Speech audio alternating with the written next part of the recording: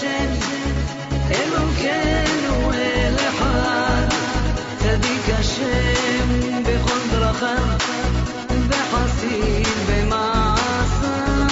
Shema Yisrael Hashem, Elokeinu El Echad, Avinu El HaMeyuchad. C'est pas un miracle de faire des miracles. Le miracle, c'est de vouloir faire des miracles et de ne pas les faire. C'est ça le miracle.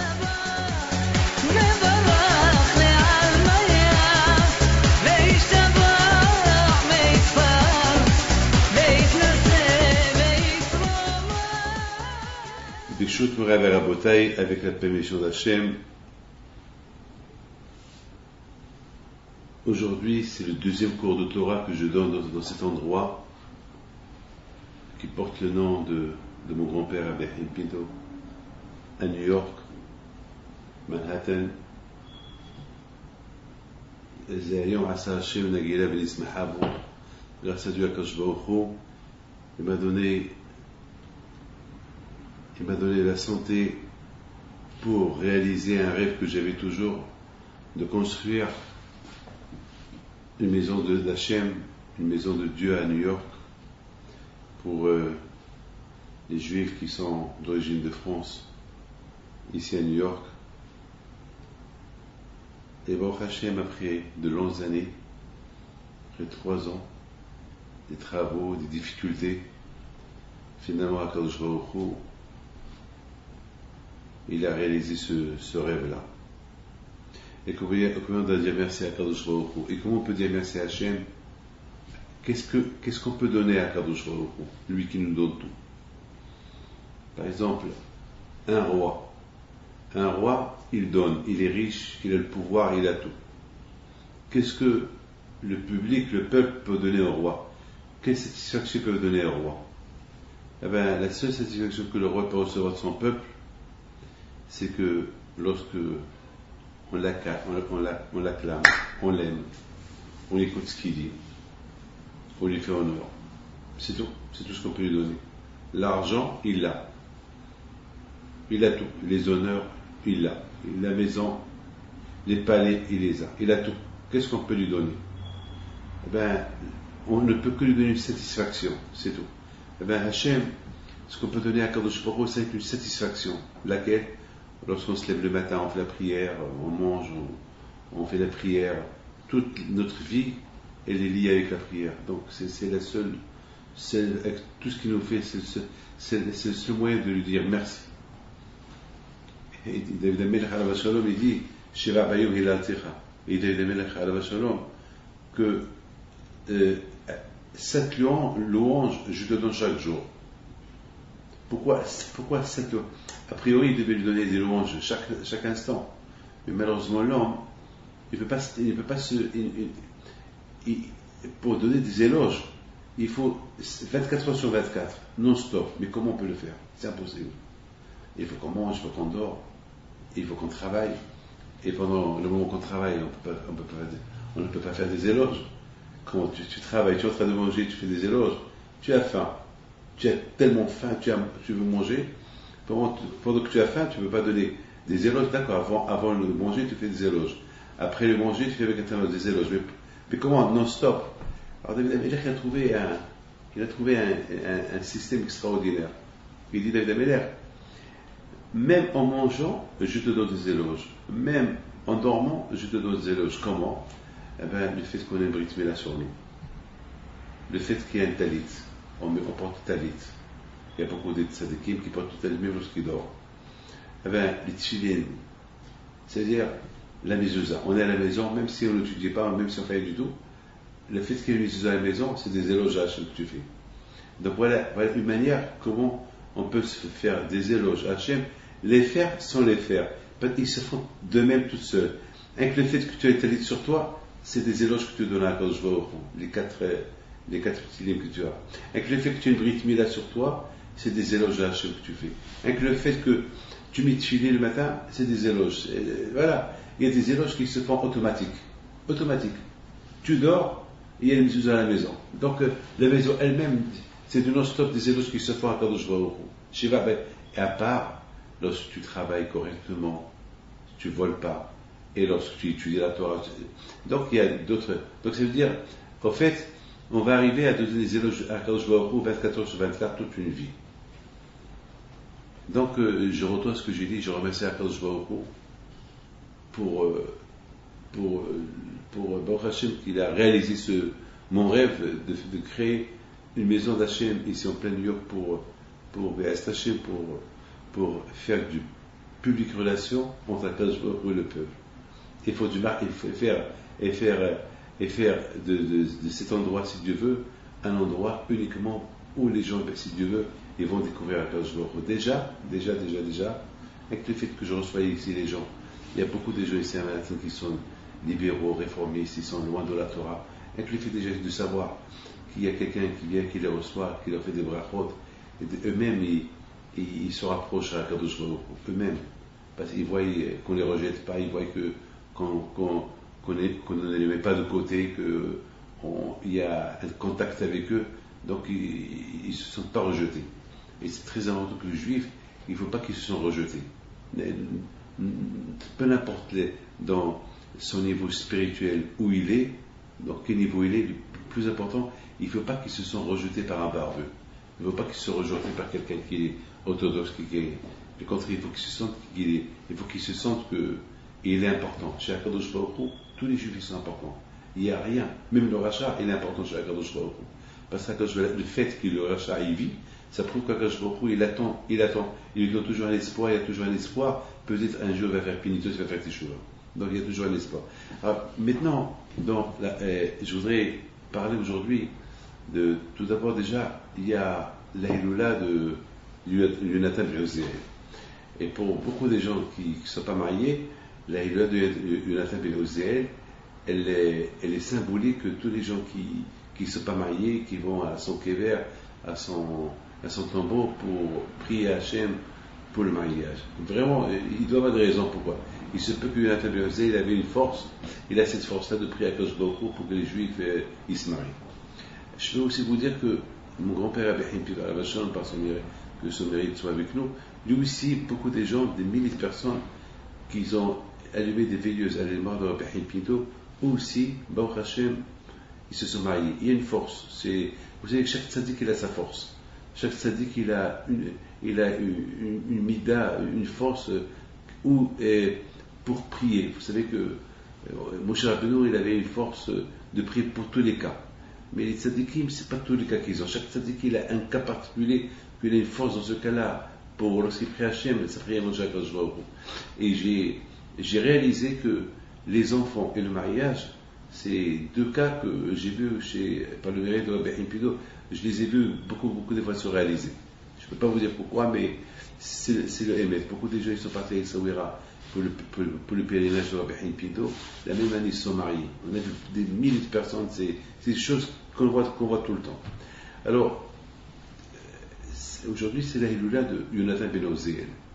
Donc, c'est une grande séboula de prier à sa mémoire pour les mariages. Alors, je voudrais vous dire ce que nos sages y disent. Nos sages y disent que Hillel Azaken, il avait 80 élèves. Bien sûr, il devait avoir des milliers d'élèves, mais il avait 80 élèves très particuliers. Et chaque élève, il avait une qualité, chaque élève c'était un grand tzaddik. Mais parmi ces élèves, il y avait le grand et le petit. Maintenant, on ne parle pas des moyens. Le grand, c'était Yonatan ben Uziel, c'était le grand élève. Et le tout petit élève, c'était Rabban Yochanan ben Zakkai. Ah, maintenant. Le sage, il veut nous dire, c'était qui le grand élève et c'était qui le petit élève.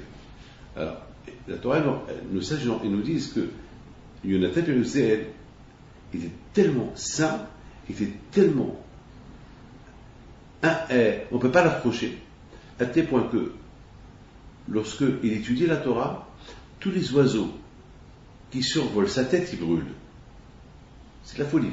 Chaque oiseau qui survole sa tête, il brûle. Tellement qu'il était kadosh. Une fois, il était en train d'étudier la Torah et sa kippa, il est tombé. Et presque le monde, il s'est détruit.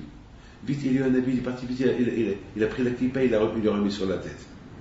Tellement qu'il était connecté à Kadosh Baruch Hu. Ça, c'est Yonatan ben Oziel. Ça, c'était le grand élève de Hillel Azaken. Le tout petit élève de Hillel Azaken, c'était Rabban Yohanan ben Zakkai. Alors, nos sages ils disent qui était Rabban Yohanan ben Zakkai, et nos sages ils nous disent que Rabban Yohanan ben Zakkai était extrêmement intelligent, tellement qu'il était intelligent que même si on prend toute l'eau qu'il y a dans le monde et on rend cette eau l'encre pour écrire, et on prend tous les feuilles qu'il y a dans ce monde-là, on les rend papier, et on prend tous les arbres qu'il y a dans ce monde-là, et on les rend plumes, et on va écrire sa hurma, son intelligence, on va remplir des centaines de milliards de feuilles de hurma de Rabban Yohanan ben Zakkai, et finalement on va arriver à écrire une goutte dans l'océan. Une goutte dans l'océan. Ça veut dire que c'est une goutte par rapport à toute la hurma qu'il a. On ne peut pas imaginer la hurma qu'il a. Alors ça, c'est comme ça que le sage disent les élèves de Rabban de Hillel Azaken. L'un était tellement saint et l'autre aussi était saint, mais la hurma qu'il avait. Maintenant, alors qui était Hillel Azaken? C'est maintenant Yonatan ben Oziel que chaque oiseau qui traverse sa tête, il brûle. Et son élève, Rabban Yohanan ben Zakkai, qui était tellement extrêmement intelligent dans la Torah, et tellement qu'il était extrêmement intelligent que même si on écrit tout ce qu'il a dans la tête, on arrive à écrire uniquement une goutte dans l'océan. Une goutte. Alors c'était quoi un litre de ça, alors, ça veut dire que c'est inimaginable. Alors, je me suis posé une question hier. Je dis, si l'élève de Hillel Azaken, qui s'appelle Yonatan ben Oziel, s'il était tellement sain que n'importe quel oiseau qui survole sa tête, il brûle, alors ça veut dire que Hillel, son maître, était très sain, oui. Et comment ça se fait que nos sages ne racontent pas que Hillel Azaken aussi, s'il y avait quelqu'un qui survole sa tête, il brûle? Encore quoi? C'est-à-dire que l'élève il est plus sain que le Rav. C'est-à-dire, si par exemple on parle de Moshe Rabbeinu et on parle de Yeshua, on veut comparaître, on veut savoir qui était Moshe Rabbeinu. Alors le fait qu'on voit qui était Yeshua, on peut dire, ah, Moshe Rabbeinu c'était, oh là là, c'était bien maître, on a vu Moshe Rabbeinu à la Shalom, tout ce qu'il disait, ça se réalisait. Il dit, il a fait passer les Juifs dans la mer, tout le miracle qu'il a fait. La Torah nous parle beaucoup de Moshe Rabbeinu à la Shalom. Rien que par rapport à Yeshua, tout ce que Yeshua, vous savez ce qu'il a fait Yeshua pendant qu'il a fait la guerre avec les 36 nations, avant de rentrer de la terre de Canaan, la guerre elle a duré quelques jours. Mais entre-temps, Shabbat, il est rentré. Vous savez ce qu'il a fait Yeshua? Il a arrêté le soleil, vendredi. Il a arrêté le soleil. Il a dit, Shim'osh Begevan Dom. Il a dit au soleil, tu restes à ta place, tu ne bouges pas. Il n'a pas bougé 36 heures. Pourquoi? Pour ne pas que Shabbat y rentre. Qui peut faire ça? Qui peut faire ça? Qui peut faire ça? Arrêter le soleil? C'est tout un monde qu'il a arrêté tout le circuit du monde, il a arrêté. C'est ça Yeshua. Maintenant, si Yeshua il peut faire ça, alors qu'est-ce qu'il peut faire Moshe Rabbeinu? Moshe Rabbeinu, c'est ce qu'il a fait. Qu'est-ce qu'il a fait? On a vu Moshe Rabbeinu, il a arrêté, il a tué Og, Melech HaBashan, d'ailleurs c'est la partie de cette semaine. Dans la partie de cette semaine de Hukat, on voit Moshe Rabbeinu qui tue Og.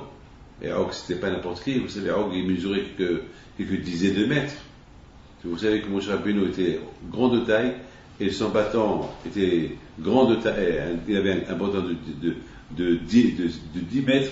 Moshe Rabbeinu mesurait 10 mètres. Il a sauté 10 mètres à peine et est arrivé à le talon de Og. Alors, imaginez-vous qu'il a donné un coup de talon de Og. Alors, imaginez-vous quel âge il avait Moshe Rabbeinu? 120 ans, presque. Alors, imaginez-vous, Moshe Rabbeinu qu'il a coupé la mer, qu'il a fait des miracles, il a affronté Paro, il a affronté l'Égypte, c'est une nation. Donc, on peut dire, Si Yahushua, il pouvait arrêter le soleil, alors qu'il était 100 mètres, eh ben, on connaît, 100 mètres était 10 fois plus que lui, d'accord? Mais dans le cas de Hillel Azaken, on ne voit pas de Hillel Azaken qu'il a fait des miracles. On n'a pas vu que Hillel Azaken, il a fait des miracles. On nous raconte sur son élève ce qu'il a pu faire, qu'il était tellement saint qu'un oiseau qui survolait sa tête, il brûlait, tellement qu'il était saint. On a vu de l'autre côté l'intelligence de son élève, le petit élève qu'il avait, mais d'accord, mais alors si Yonatan ben Ozei était un grand tzaddik, un grand saint, donc Hillel Azaken, il devait être 10 fois plus. Mais on ne raconte pas des miracles qu'il a fait Hillel Azaken. Vous comprenez? C'est quelque chose d'étonnant. On ne va pas dire que l'élève était plus kadosh que son maître. Non. D'ailleurs, dans la Gemara, on parle toujours de Hillel et de Shammai. On ne parle pas de Yonatan ben Ozei. On dit Bet Shammai. Bet Hillel, la maison de Hillel. Et c'était quoi la maison de Hillel? Donc la maison de Hillel, c'est ses élèves, la yeshiva de Hillel. Et parmi cette yeshiva il y avait Yonatan ben Ozei dans cette yeshiva-là. Donc c'est la maison de Hillel, la yeshiva de Hillel. Très bien. Mais on appelle cette yeshiva, comment on l'appelle? On l'appelle la yeshiva de Hillel.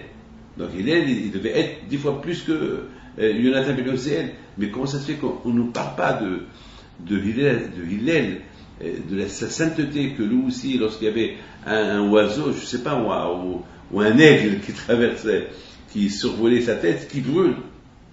On a vu Rabbi Shimon bar Yochai, lorsqu'il voyait un rachat, il voyait le rachat, il le rendait os, il le brûlait. Ah, mais d'autre côté, on ne nous parle pas de Rabbi Akiva. Rabbi Shimon bar Yochai, c'était l'élève de qui? De Rabbi Akiva. On n'a pas vu que Rabbi Akiva, que lorsque lui il voyait un rachat, il le rendait des os, il le brûlait. Alors comment on peut expliquer tout cela? Vous avez compris? On a vu aussi 2 élèves. Il y avait Eliyahu et il avait son élève qui s'appelle Elisha. Elisha, c'était aussi son élève. Et c'était un grand prophète. On a vu les miracles qu'a fait Eliyahu, mais dans les livres de Melachim, on nous parle aussi des miracles qu'il a fait Elisha, son élève. On comprend. Alors on se dit, si Elisha il a fait ces miracles, alors son maître, oh là là, il a dû faire beaucoup de miracles. Et effectivement, on a vu les miracles qu'il a fait son maître. Donc on comprend très bien. Il y a l'élève qui fait des miracles, mais aussi on a vu les miracles qu'il a fait son maître. Il y a un avis. Mais ici, dans le cas de Yonatan ben Ozei et Hillel Azaken, on voit qu'il y a un grand écart. On voit plutôt que c'est l'élève qui est plus fort que le maître. Alors comment on peut expliquer ça? Vous avez compris? Et c'est ça mon cours que je suis en train de donner à l'Ilou Ishmat Yonatan ben Ozei, aujourd'hui c'est sa Iloula. C'était hier, on est dans la semaine de la Iloula de Yonatan ben Ozei. Alors tout d'abord, je vais vous raconter quelque chose qui s'est passé ici hier, avant-hier.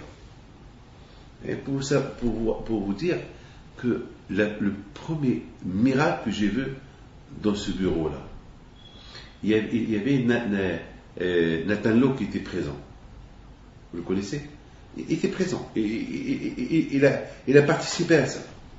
Et il s'est passé comme ça. Il s'est passé qu'avant-hier, il y a un vieux couple qui sont venus, et les pauvres, ils étaient en train de pleurer. Ma mâche qui pleurait, pourquoi? Parce qu'ils ont un problème. Leur fille, elle ne veut pas leur parler. Et les pauvres, ils n'ont pas eu les enfants, ça fait des années qu'ils n'ont pas eu les petits-enfants. Et la fille, je ne sais pas, elle s'est bagarrée avec ses parents, elle ne veut pas voir ses parents, et non seulement elle ne veut pas voir ses parents, elle ne veut même pas que ses parents, ils voient leurs petits-enfants. Malheureusement, c'est des choses qui arrivent. Vous savez que c'est terrible ce qu'on est en train de voir aujourd'hui. Les enfants qui ne veulent pas voir les parents. Dans la Gemara Sota, on dit qu'avant que Mashiach va venir, on va voir que les enfants vont se révolter contre les parents. Et la belle-fille contre sa belle-mère. Il va voir que Dieu préserve que Dieu préserve, on va voir des cas graves, des cas inimaginables. On va aussi voir des enfants qui frappent leurs parents. Et c'est des choses que je vois tout le temps. Des enfants qui frappent leurs parents. Ou des enfants qui vendent leurs parents aux impôts. C'est de la folie. Aujourd'hui, on est dans un monde terrible. Un monde terrible. Et c'est sans raison. Et tout c'est lié avec l'argent, tout c'est lié avec. Je sais pas.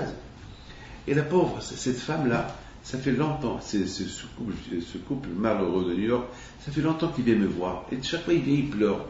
Toujours, c'est le même problème, les enfants qui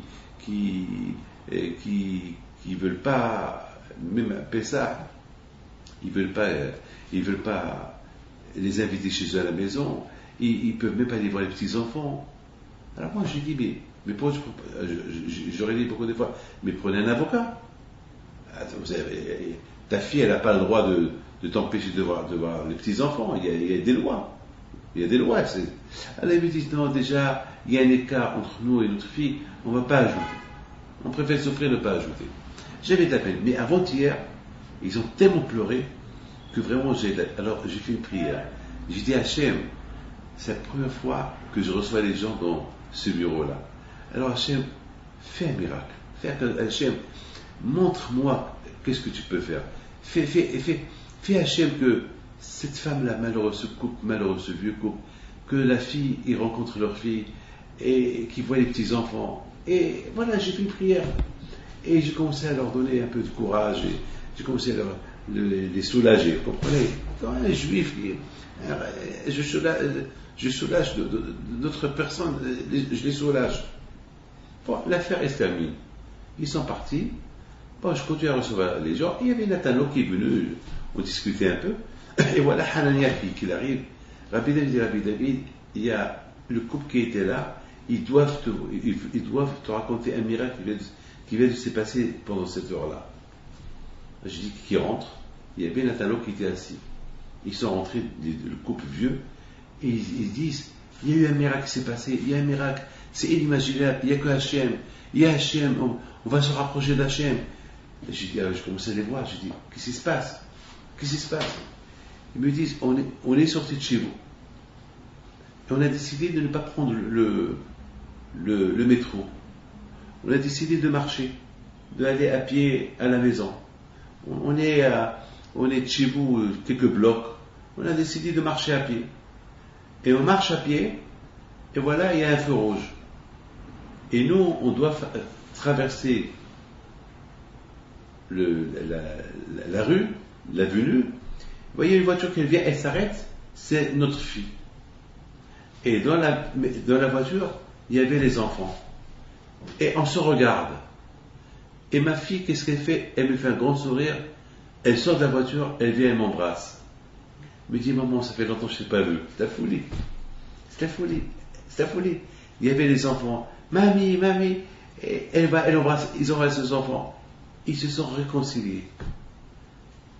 C'est de la folie. Ils se sont donné rendez-vous pour se rencontrer, si Dieu veut, ce Shabbat. Ils ont fait la paix. Qu'est-ce qui s'est passé? Celui qui écoute cette histoire, il va dire, bon, peut-être il y avait une coïncidence. Oui ou pas? Il y a des fous qui vont dire, il y a une coïncidence. Alors pourquoi il n'y a pas eu cette coïncidence pendant 10 ans? C'est que maintenant qu'il y a eu cette coïncidence. Bon, on va dire coïncidence.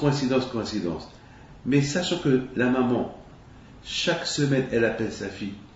Et sa fille, chaque semaine, elle voit le numéro de sa mère qui s'affiche et qu'elle ne répond pas. Qu'est-ce qui s'est passé entre vendredi, qu'elle n'a pas répondu au téléphone de sa mère, et 2 jours plus tard, lundi, qu'elle revoit sa mère? Combien des centaines, des milliers de fois elle a vu sa mère, elle l'a ignoré, elle a continué, et s'est même pas arrêtée. Combien de fois sa mère, elle l'a rencontrée dans la rue, et ne voulait même pas lui parler. Rien qu'aujourd'hui, qu'elle est venue, qu'elle a demandé une prière, et moi j'ai demandé à mon grand-père, fais quelque chose pour cette femme-là. Donc voilà, et la force de la Kadosh Baruch Hu. Mais je voudrais vous dire une chose, que moi, je dis que c'est pas ma bénédiction qu'elle a fait l'effet, c'est l'émouna qu'elle a cette femme. C'est cette femme-là, cette grand-mère, cette maman, qu'elle vient, qu'elle n'attaque pas sa fille à la justice, elle prie à Kadosh Baruch Hu. Elle prie à Hachem. Elle veut que les choses s'arrangent d'une manière normale, pas d'une manière comme ça forcée. Et voilà, à la fin, elle a obtenu ce qu'elle voulait. Il faut savoir une chose, que vous savez c'est quoi le miracle. Maintenant, je voudrais vous dire une chose. Quelle est la différence entre Rabbi Meir Baal HaNes et Rabbi Shimon Bar Yochai? Quelle est la différence? Quelle est la différence entre ces deux? Le contraire, moi, si je parle des miracles, c'est Rabbi Shimon Bar Yochai qui a fait plus de miracles que Rabbi Meir Baal HaNes. On parle toujours des miracles de Rabbi Shimon Bar Yochai. Et or, on appelle Rabbi Shimon Bar Yochai par son nom, Rabbi Shimon Bar Yochai, et celui que la Torah, celui que la Gemara ne parle pas beaucoup des miracles qu'il a fait, il s'appelle Rabbi Meir Baal HaNes, et le faiseur de miracles. Il a fait, c'est vrai, il a fait un peu des miracles. Mais pourquoi on aurait dû donner le titre de miracle à Rabbi Shimon Baal HaNes et Rabbi Meir, je ne sais pas, le fils de quelqu'un. Mais pourquoi Rabbi Meir Baal HaNes, on lui donne le titre de miracle? Et j'ai dit comme ça. J'ai dit, il y a deux façons de juifs. Il y a deux façons de juifs dans le monde. Et les deux, on a besoin d'eux. Il y a les tzadikim. Et il y a des tzadikim. Il y a des tzadikim qui sont tellement attachés à Hachem, ils vivent constamment dans les miracles. Hachem, il écoute toujours ce qu'ils disent. Il y a d'autres tzadikim que eux, ils ne cherchent pas à faire des miracles. Ils sont symboliques. Ils veulent enseigner aux gens, et le plus grand miracle, c'est d'être juif. C'est le miracle. Vous imaginez à Manhattan, en plein cœur de Manhattan, avec toute la technologie, avec tout le modernisme qu'il y a à Manhattan, et rester juif. Comme hier, quelqu'un m'a dit, Rabbi David, je suis docteur, je travaille dans un bureau avec une femme mariée. Elle est tombée amoureuse de moi. Et je vis le martyre avec elle, parce que je ne veux pas la toucher. Elle me touche de force. Elle m'a même demandé à sortir avec elle. Rabbi David,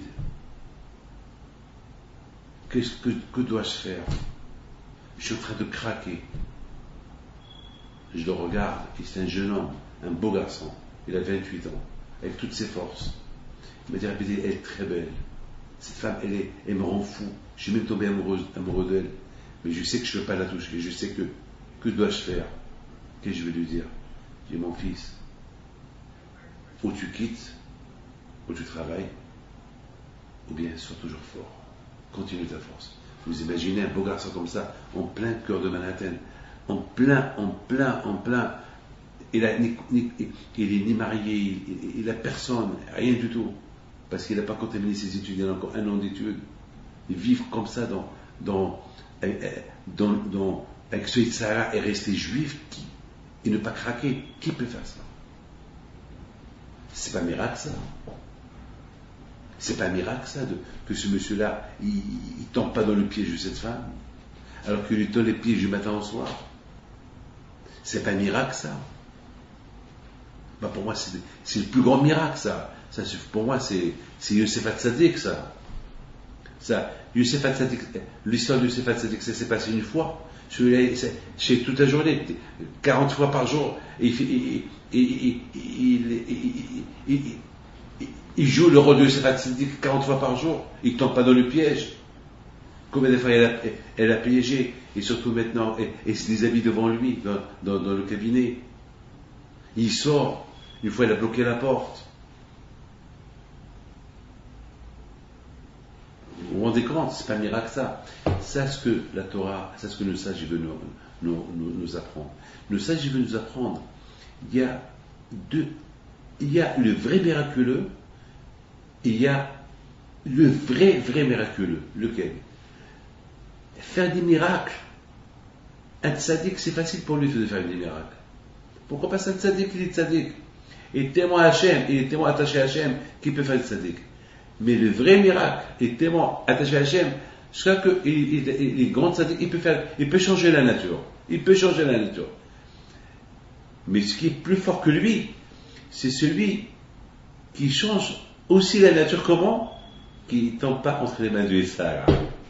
C'est encore plus fort ça. C'est encore plus fort. Pourquoi? Parce que il a des tentations pour faire une bêtise, il ne la fait pas. Il va à la yeshiva, il étudie la Torah. C'est pas un miracle ça.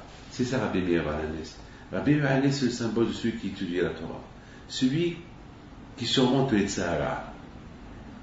À tel point que nos sages lui ont donné un titre de quoi? Faiseur de miracles. C'est-à-dire que nous, on croit que les tzadikim qui font des miracles, c'est eux les vrais tzadikim. Moi, je dis non. Le vrai tzadik, c'est celui qui habite à Manhattan et qui se lève le matin, il va à la synagogue, il étudie, il va au travail, il voit tout le monde extérieur dans la rue, et il ne tombe pas dans le piège. C'est ça le faiseur du miracle. Ça, c'est un miracle. Pourquoi? Parce que les tzadikim, ils vont faire un miracle par semaine, un miracle par jour.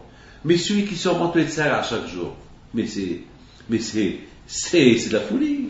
C'est lui le vrai tzadik, chacun de soi au fond. Vous êtes assis en face de moi. Vous êtes levé à 6 heures du matin pour venir à ce cours de Torah. Vous êtes un beau garçon. Vous aurez pu être, je ne sais pas, rester encore au lit. Et vous vous êtes levé pour écouter un cours de Torah. Ça, c'est un miracle. C'est ça le vrai miracle. Maintenant, on comprend très bien l'histoire de Yonatan ben Ozéel et Hillel HaZaken. Yonatan ben Ozéel, c'était un faiseur du miracle. Tellement qu'il était saint que celui qui survole sa tête, il brûle. Alors on s'est posé la question. Alors son maître, il doit être 10 fois plus. Et pourquoi on ne parle pas de son maître? Pourquoi on ne parle pas de les choses extraordinaires que son maître il a fait, Hillel HaZaken? Non. Pourquoi? Parce qu'Hillel HaZaken, il avait une autre ambition. L'ambition à lui, c'est était faiseur de miracles, il était un grand sadique, 10 fois plus que Yonatan ben Ozéel, mais il a maîtrisé sa force pour ne pas qu'il y ait des miracles qui se font. Hillel HaZaken, on l'appelait humble, très humble, anav. Nos sages racontent beaucoup d'histoires sur Hillel HaZaken. Ils ont essayé beaucoup de fois à l'énerver. Beaucoup de fois, ils ont essayé à l'énerver et personne n'a réussi à l'énerver. Personne n'a réussi à l'énerver. Personne. Ils ont essayé de le. Combien des histoires nos sages racontent sur les bonnes qualités de Hillel HaZaken. Avoir des bonnes qualités, c'est plus que faire des miracles, que des oiseaux qui passent sur ta tête qui brûlent. Maîtriser ta force. Il y a une histoire qu'on raconte sur Hillel HaZaken. Il travaille, avant qu'il est devenu très connu, il travaillait, il gagnait un peu d'argent. Avec un peu d'argent, il achetait de quoi vivre. Avec un peu d'argent, il donnait un peu la tzedaka. Avec un peu d'argent, il le donnait pour entrer à l'Yeshiva étudier. À l'époque, on ne pouvait pas rentrer étudier la Torah sans que tu payes au gradien. À l'époque, il y avait Shemaïa et Avtalion, deux grands tzadikim, qui donnaient des cours de Torah. Et Hillel HaZaken, il donnait, chaque jour, il payait pour rentrer étudier la Torah. Et un jour, c'était un vendredi, il n'avait pas d'argent. Il n'avait pas d'argent. Alors maintenant, si tu veux venir étudier la Torah vendredi soir, il faut que tu payes au gardien avant Shabbat. Mais il n'avait pas d'argent. Alors qu'est-ce qu'il a fait? Il est monté à la terrasse, et il a mis ses oreilles contre le mur de la terrasse pour écouter la Torah de Shemaïa et Avtalion. C'est de la folie. Il neigeait. C'était en plein hiver. Et tellement qu'il était concentré pour essayer d'écouter qu'est-ce qu'il disait Shemaïa et Avtalion, il ne s'est pas rendu compte que la neige, elle l'a couvert. Et le matin, ils ont commencé à faire la prière, ils ont vu qu'il y avait l'obscurité. Ils lèvent les yeux, ils voient le roof, comment ils appellent le roof? Ils appellent le toit. Il y avait comme la forme d'un homme dans le toit. Ils montent et c'était gelé. Donc ils ont allumé le feu pour le Shabbat, pour le dégeler. Dites-moi, qui peut faire ça? Qui peut faire ça? Payer pour rentrer étudier la Torah. Et c'était vendredi soir. Le vendredi soir, les gens ils sont en train de dormir, ils sont en train de ronfler. Et lui, il va écouter. Et en plus, il s'est même été tellement concentré pour écouter, il s'est même pas rendu compte que la neige était sur lui. Mais ça, c'est de la folie, ça. Mais de cette histoire-là, tu vois l'amour qu'il avait Hillel HaZaken pour la Torah. Voilà, c'est pas un miracle, ça. Dites-moi, c'est pas un miracle, ça. Eh ben, c'est ça. C'est ça la qualité de Hillel HaZaken. La qualité de Hillel HaZaken, c'est que lui, Pour lui, nos sages, ils veulent nous apprendre qu'il avait une capacité spirituelle de changer la nature s'il voulait, mais sa force était de se maintenir aussi petit qu'il était sans changer la nature. Parce que les tzadikim, lorsqu'ils sont tellement tzadikim, ils ne se rendent pas compte lorsqu'ils changent la nature. Parce qu'il part, il dit je vais un taxi, il arrive. Tu comprends? Je veux qu'il y ait la pluie, il ne pleut pas, oh, la pluie tombe. Avant qu'il demande, déjà, à quand je vais écouter en prière. Tchic-tchac. Ils veulent gagner au loto, ce qu'ils veulent, ils ont ce qu'ils veulent. Les vrais tzadikim.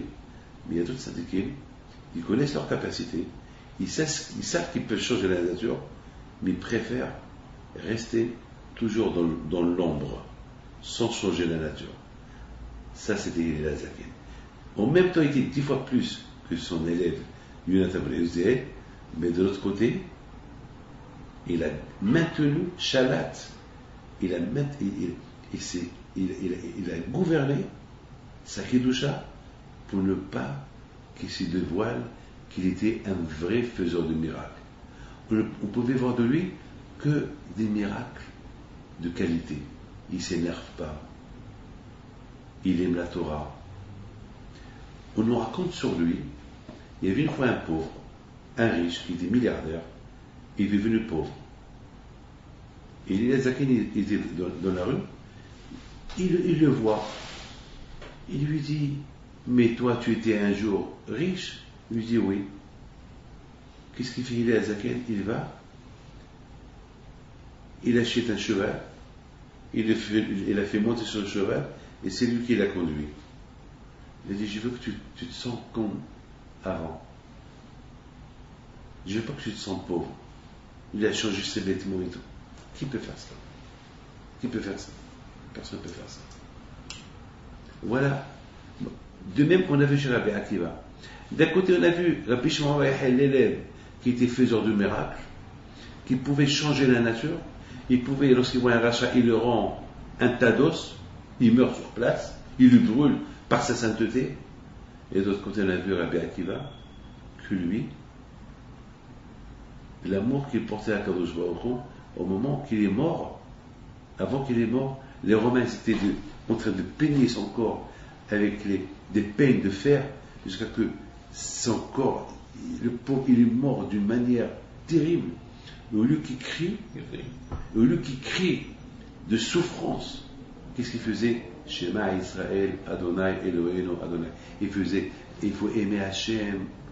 Mais c'est pas miracle ça. Au lieu qu'il crie. Mais de l'autre côté, il était un grand sadique. Il aurait pu faire un miracle. Quel miracle?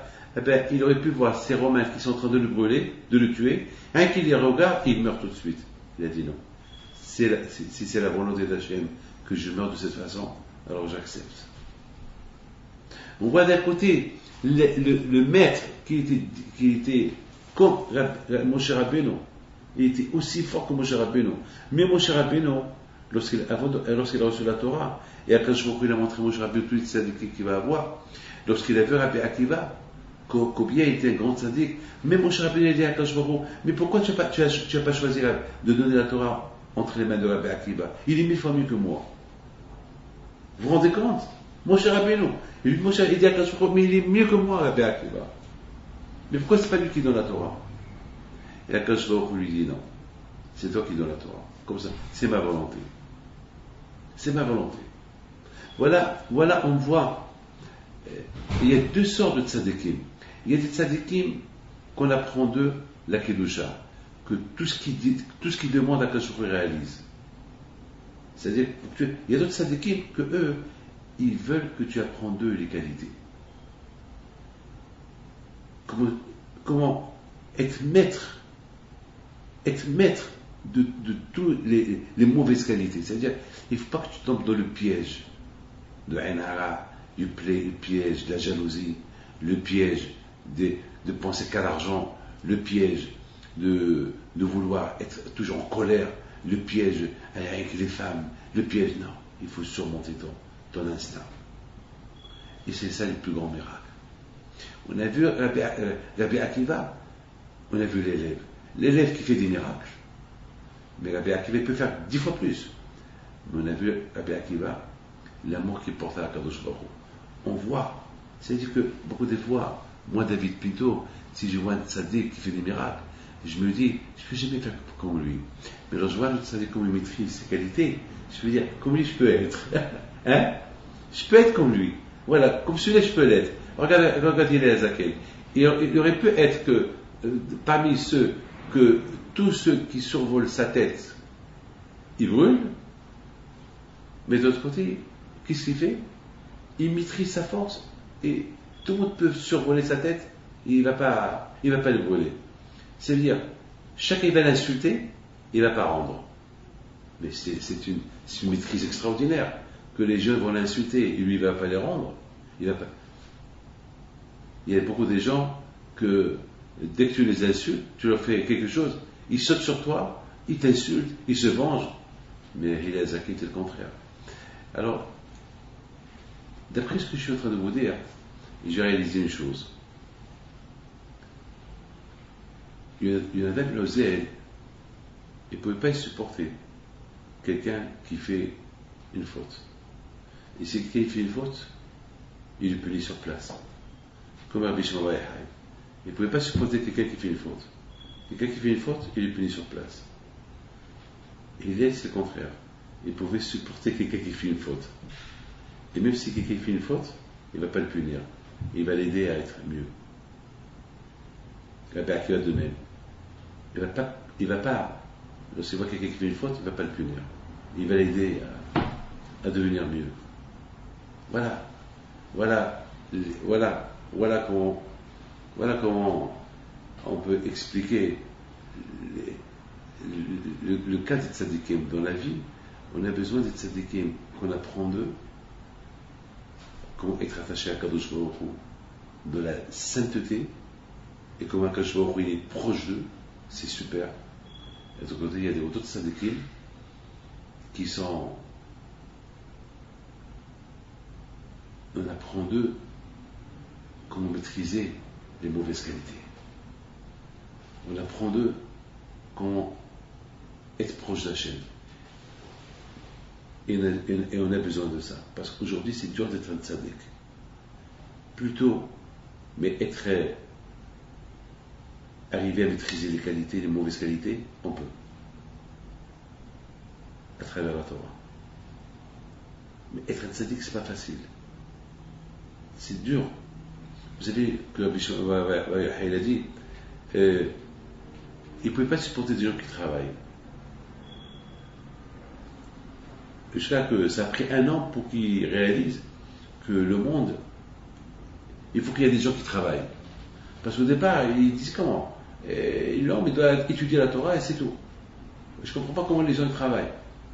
Il n'y arrivait pas. Parce qu'après 13 ans qu'il est resté dans la grotte, il ne pouvait pas comprendre comment l'homme, il va labourer sa terre, il va aller faire du business. Non, il n'a pas compris. C'est dur pour lui.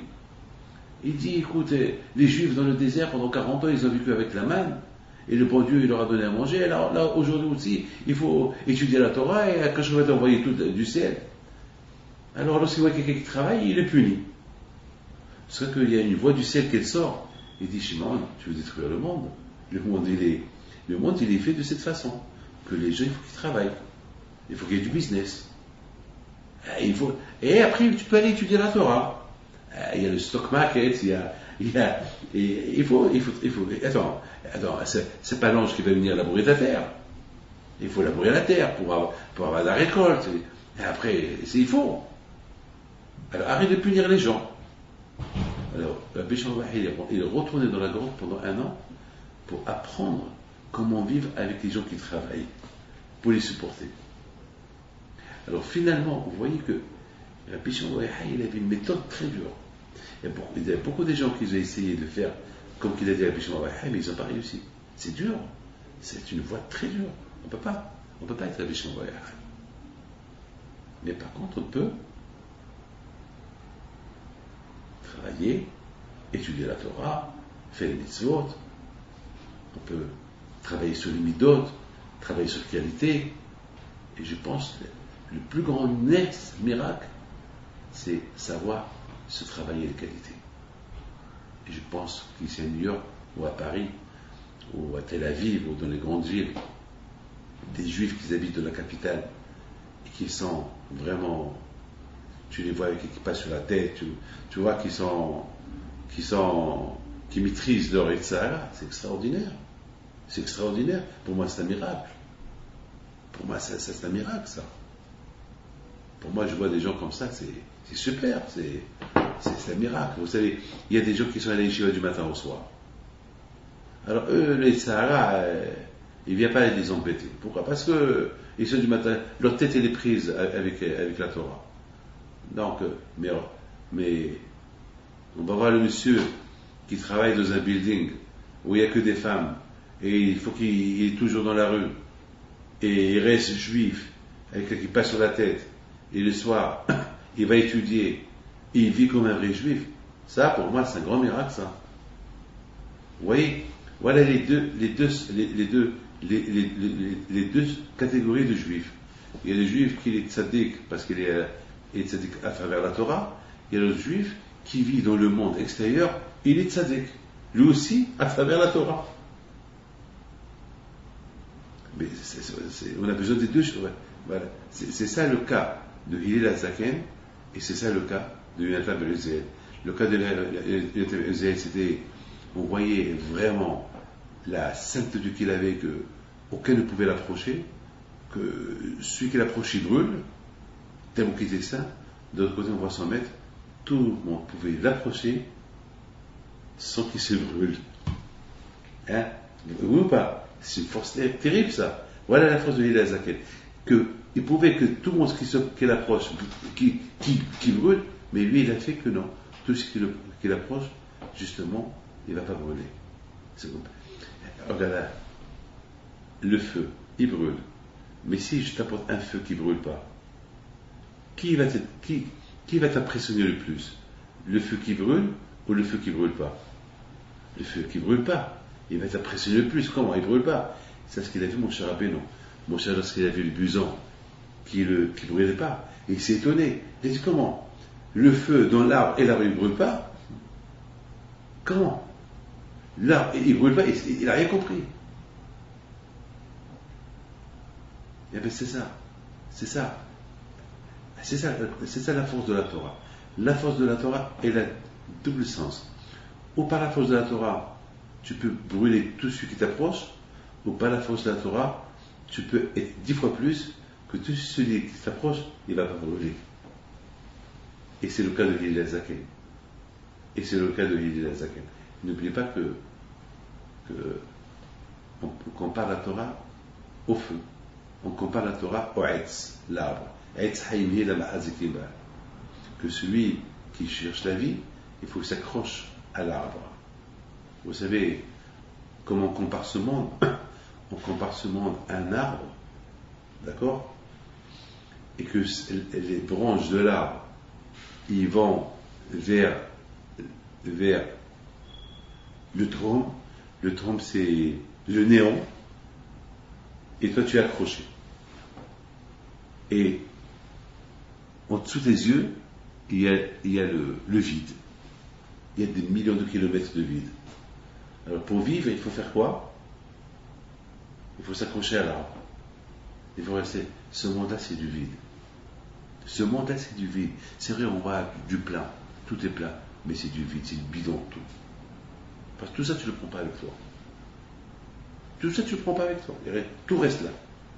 Moi, j'ai toujours dit, ce que tu prends avec toi, c'est ce que tu as gagné. Mais ce que tu ne prends pas avec toi, c'est que tu as perdu. Un homme qui meurt, il prend quoi avec lui? Il laisse tout là. Donc, il n'a rien pris. Donc, c'est du néant. Mais qui s'y prend avec lui?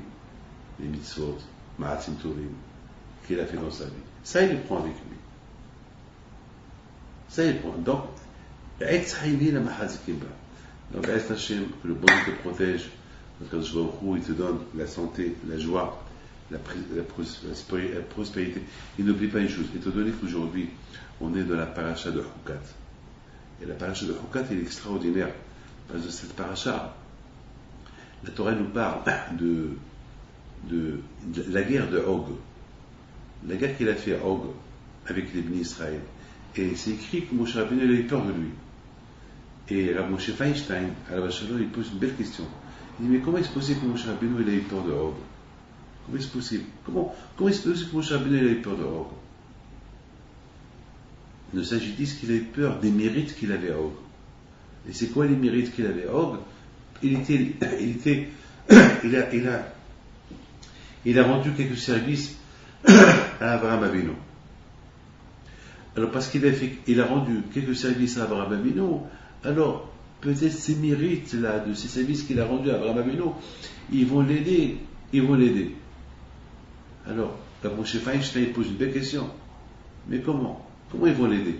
Alors ça veut dire parce que à cause de quelques mérites qu'il avait à Og, les bénis Israël ne vont pas rentrer en Israël. Quoi, parce à cause de quelques services qu'il a rendus à Og à Abraham Avinu, ça va se retourner contre les petits-enfants d'Abraham Avinu. Alors quoi? Et de plus, Og, il a vécu longtemps. Alors même s'il a rendu des services à Abraham Avinu, voilà, il est resté vivant longtemps. Voilà, il a encaissé. Le bon Dieu l'a payé. Alors pourquoi encore avoir peur? Attends. Vous imaginez que je vais, moi, David Pinto, si j'étais mon cher Rabbeinu, je ne suis pas mon cher Rabbeinu, mais si j'étais mon cher Rabbeinu, et je vois Og qui sort me faire la guerre, je vais avoir peur de lui, parce que Og, il a rendu quelques services à mon grand-père, Abraham Avinu. Mais attends, mais mon grand-père Abraham Avinu aussi, il a rendu des milliers de services. Alors, attends, c'est quoi ça? Alors ça veut dire quoi? D'un côté, hein? Je peux parler? Oui. C'est la même chose de ce qu'on disait tout là. C'est très bon. Très bon. Alors, dis-moi comment tu as compris? Parce que Og avait plus de résistance contre lui. Alors, un petit miracle de Og, ça a une grande mérite d'une part, et aussi d'une autre part, je pense que Og a averti Abraham Avinu du fait que Lot a été capturé. Alors, c'est vraiment toute l'âme d'Israël qui l'a protégé, même s'il ne voulait pas, mais principalement relié à votre cours, c'est le fait que... Mais il faut comprendre une chose. Lot, écoute bien ce que je vais vous dire. Og, il vient annoncer à Abraham Avinu que Lot, son neveu, a été capturé. Il voulait être avec ça.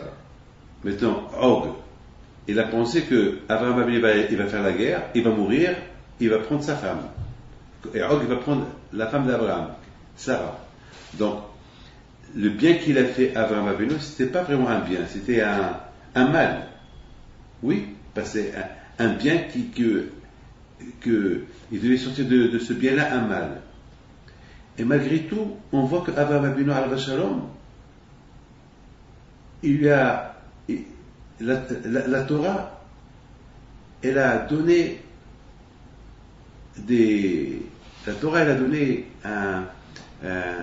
Moshe Rabbeinu, il a eu peur de cette mitzvah, même que c'est une mitzvah que l'autre il a fait, c'est une mitzvah qu'il est liée avec une avera, parce que lui, il voulait pas qu'Abraham il fait la guerre pour libérer l'autre. Lui, il voulait qu'Abraham il va faire la guerre, il mourir dans la guerre pour qu'il prenne sa femme. Donc c'est pas. Mais malgré tout, le fait que l'autre Abraham il n'est pas mort et l'autre a été libéré, et que de l'autre il va sortir David Améler, il va sortir Mashiach.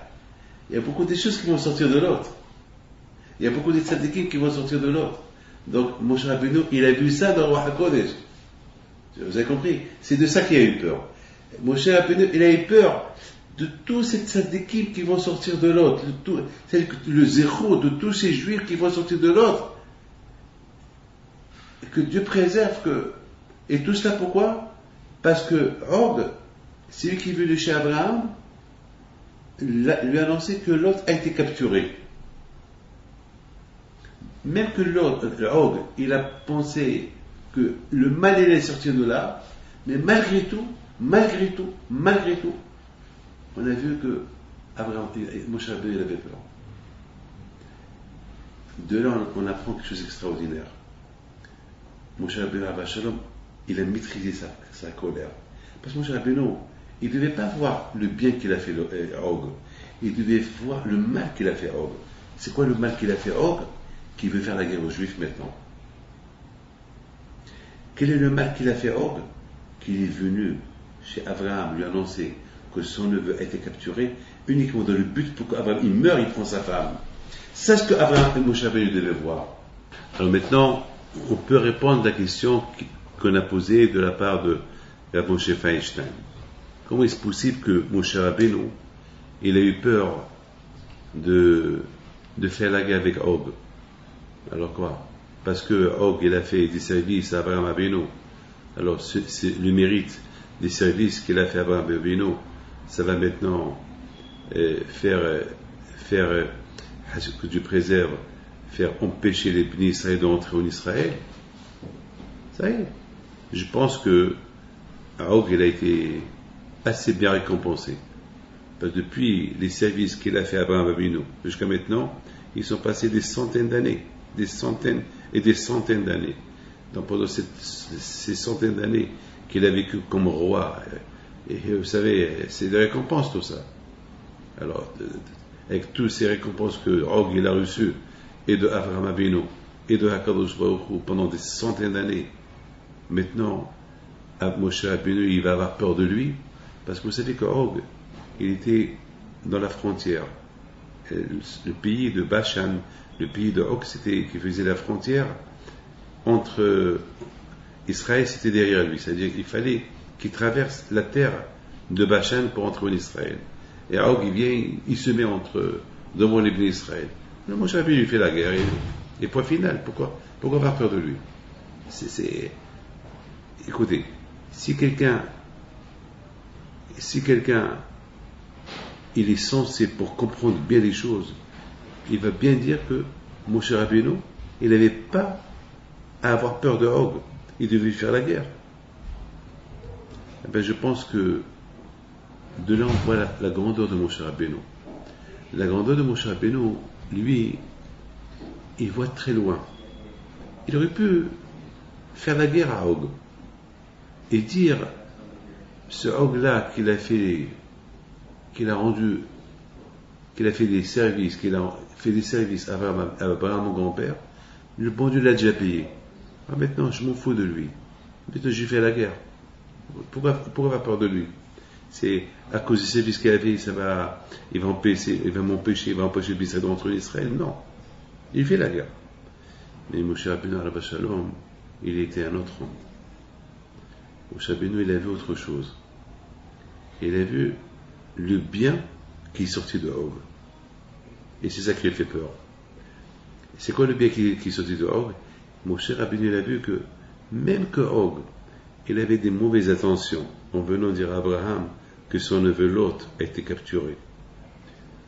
Parce que Og, il s'est dit que si Abraham il va faire la guerre pour libérer Lot, il va mourir dans la guerre et va marier Sarah.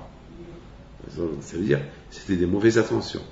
Et malgré tout, Moshe Rabbeinu, on a vu qu'il a eu peur de ce service qu'il a fait à Abraham, même que ce service, il y avait un mal caché dans ce service-là. Moshe Rabbeinu, Alav Shalom, il n'a pas vu le côté négatif, il a vu un côté positif. Lequel? C'est que finalement, le fait qu'Abraham Avinu, il a libéré Lot, et que Lot, plus tard, il est sorti de lui, David HaMelech, Mashiach, Shlomo HaMelech, Tehillim, plein de choses. C'est ce côté qu'a vu Moshe Rabbeinu sur Og, et c'est ça qui lui a fait peur. Il dit, c'est vrai, il y a le côté négatif, il y a le côté positif. Le côté négatif, c'est que l'autre, il avait des mauvaises intentions en venant annoncer que l'autre a été capturé, mais il y avait aussi un autre côté positif, lequel, le bien qui est sorti de la libération de l'autre, grâce à Og. Et c'est de ça qu'il a eu peur. Donc vous voyez que Moshe Rabbeinu, il aurait pu voir que le côté négatif et tuer Og. Mais on voit les qualités de Moshe Rabbeinu. Les qualités de Moshe Rabbeinu, ils étaient encore plus forts. Qu'il a eu peur. Quelque part, il a dit, c'est vrai, Og, il a eu des mauvaises intentions en venant annoncer à Abraham Avinu que Lot a été capturé. Mais de l'autre côté, Moshe Rabbeinu s'est dit, mais il y a aussi des bonnes choses qui sont sorties du renseignement que Og il a donné à Abraham, et Abraham il est parti, il a libéré l'autre. Il y a eu des bonnes choses qui sont sorties de ça. Donc peut-être ces choses-là qui sont sorties indirectement de Og, ça peut porter préjudice au béni Israël. Donc il a eu peur de ça aussi. Parce que n'oubliez pas que c'est quand même, de Lot, ils sont sortis des grands tzadikim. Hein. Donc, on aurait pu dire, tous ces tzadikim qui sont sortis de Lot, ça pouvait donner encore plus de mérite à Og. Et que les Juifs, ils auraient pu. Il y avait de quoi avoir peur. Mes amis, de là on voit les vrais tzadikim. Les vrais tzadikim, comme tout à l'heure je vous ai expliqué, c'était quoi Rabbi Meir Baal HaNes? Rabbi Meir Baal HaNes, ses grandes qualités, c'était maîtriser le côté spirituel qu'il avait, qu'il pouvait faire des grands miracles, et lui, il s'est contenté uniquement à être à l'ombre de tout le monde. C'est ça, c'est pour ça qu'on appelle Rabbi Meir Baal HaNes. Le grand miracle, c'est pas de faire des miracles. Le grand miracle, c'est de savoir faire les miracles et de ne pas les faire. C'est ça le grand miracle. On voit Rabbi Shimon Bar Yochai. Rabbi Shimon, il a vu une nature avec lui. C'est quoi la nature de Rabbi Shimon Bar Yochai? Lorsqu'il veut un miracle, le miracle il se fait. Chez Rabbi Meir Baal HaNes, lorsqu'il devait avoir un miracle qui doit se faire, il préférait que le miracle ne se fait pas, que les choses continuent avec la nature. Et il y avait beaucoup de tzadikim qui n'ont pas voulu utiliser des miracles. Ils ont toujours préféré que la nature, faire les choses avec la nature. On voit aussi Yonatan ben Uziel. D'un côté, on voit Yonatan ben Uziel, la grandeur qu'il avait, que chaque oiseau qui traversait sa tête il brûle. D'autre côté, Hillel qui était son maître, on n'a pas vu qu'il a fait des miracles. Alors quoi? Hillel, il était moins fort que Yonatan ben Uziel, mais qu'est-ce qu'on a répondu? Que la grandeur de Hillel, c'est qu'il pouvait faire des miracles, et il ne les a pas fait. C'est ça la grandeur de Hillel. Il aurait pu les faire. Mais qu'est-ce qu'il nous a appris Hillel? Comment maîtriser les mauvaises qualités. Le plus grand miracle, c'est pas de faire un miracle. Le plus grand miracle, c'est de maîtriser les mauvaises qualités.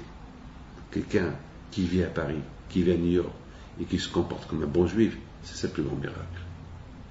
On avait Rabbi Akiva, Rabbi Shimon Bar Yochai.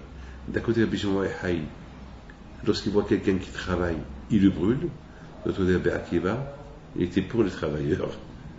Il était pour. On voit. Qu'est-ce qu'on voit chez Moshe Rabbeinu?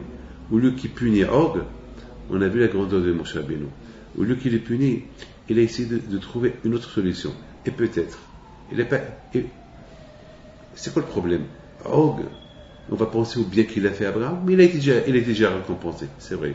Mais quand même, on ne voit pas qu'il a été récompensé. Il y a eu, peut-être la récompense, elle est énorme. Peut-être, il n'a pas été récompensé assez, donc il y a de quoi avoir peur. Donc on voit comment Moshe Rabbeinu, tout de suite, il n'a pas fait la guerre.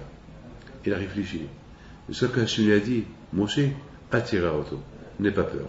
C'est moi le patron. Va y faire. C'est-à-dire que si Hachem n'aurait pas dit à Moshe Rabbeinu, n'aie pas peur, il n'aurait pas fait la guerre.